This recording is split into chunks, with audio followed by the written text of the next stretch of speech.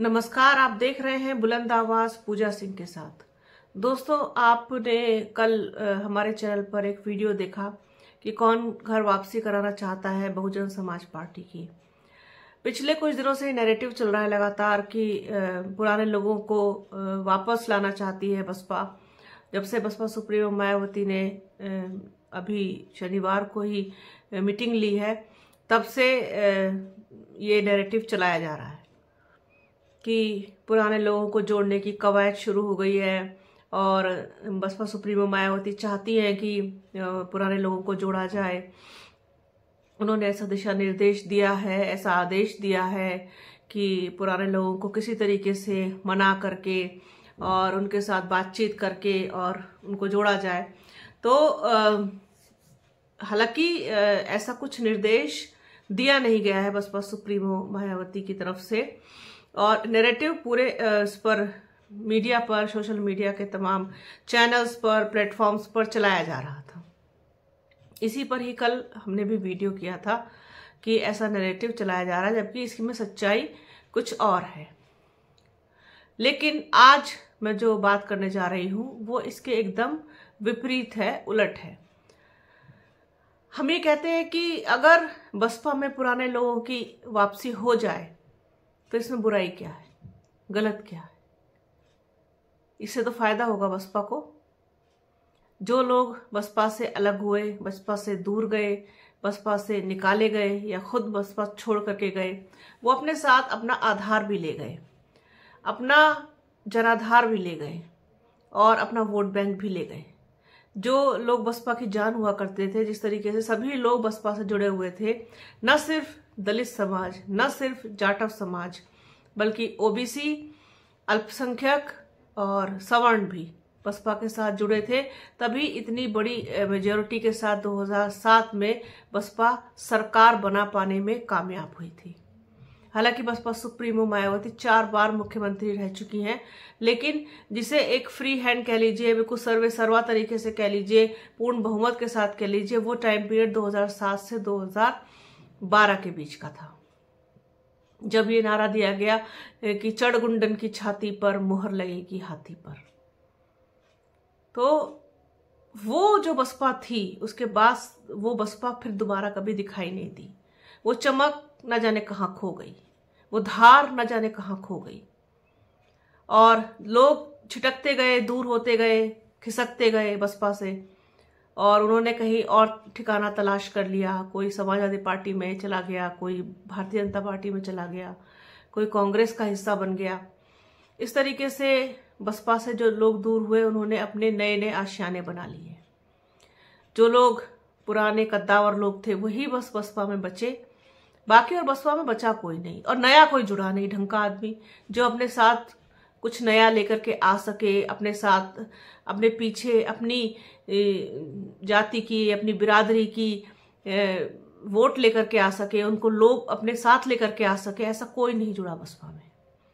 जो लोग थे, चाहे स्वामी प्रसाद मौर्य हो, रामचल राजभर हो, लालजी वर्मा हो, नसीमुद्दीन सिद्दीकी हो, इंद्रजीत सरोज हो, आपके ब्रजलाल खाबरी, दद्दू प्रसाद, बाबू सिंह कुशवाहा, नकुल दुबे, अब्दुल मन्नान, लालजी निर्मल, राज बहादुर, राम सुमुज, हीरा ठाकुर, जुगल किशोर, सुनील चित्तौड़, ये लोग सब जब गए तो अपने साथ अपने लोगों को भी ले गए, और सबसे बड़ा फायदा करा दिया ले जाकर के भारतीय जनता पार्टी का, क्योंकि भारतीय जनता पार्टी के पास इस वक्त सबसे बड़ी ताकत है ओबीसी वोट बैंक।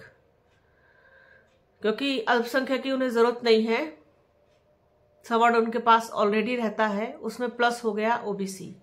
ये सबसे बड़ी ताकत बन गया भारतीय जनता पार्टी की। दलित समाज ओबीसी को देख करके, सवर्णों को देख करके, दूसरे लोगों को देख करके जुड़ गया, थोड़ा बहुत जो जुड़ा। अदरवाइज उनके लिए इतना ही काफी है, भारतीय जनता पार्टी के लिए जो उनके पास है। ओबीसी बहुत बड़ी ताकत बन के उभरे भारतीय जनता पार्टी की, इसमें कोई संदेह नहीं है। उन्होंने भारतीय जनता पार्टी को खड़ा कर दिया पूरी तरीके से।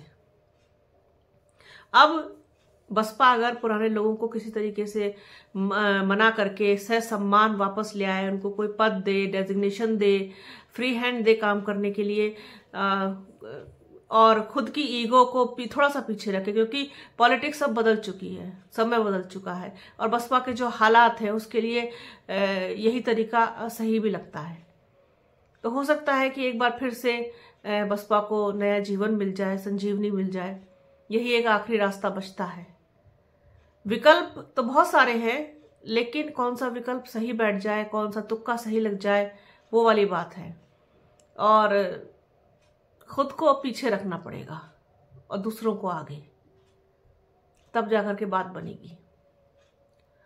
तो ये जो नैरेटिव चलाया जा रहा है, अगर इस नैरेटिव को सही में आदेश दे दें बसपा सुप्रीमो मायावती कि पुराने लोगों को जोड़ा जाए। अब देखिए कितने सारे लोग, मौर्य बिरादरी है, राजभर है, और आपके पासी हैं, और आपके कुशवाहा है, कश्यप हैं, और मल्लाह है, निषाद हैं, बहुत सारी बिरादरियां हैं। मुझे तो अभी नाम भी याद नहीं आ रहे। अगर नाम गिनाने बैठ जाऊं तो आधा से ज्यादा वीडियो निकल जाएगा सिर्फ नाम बताने में। कितनी सारी बिरादरियां हैं ओबीसी की।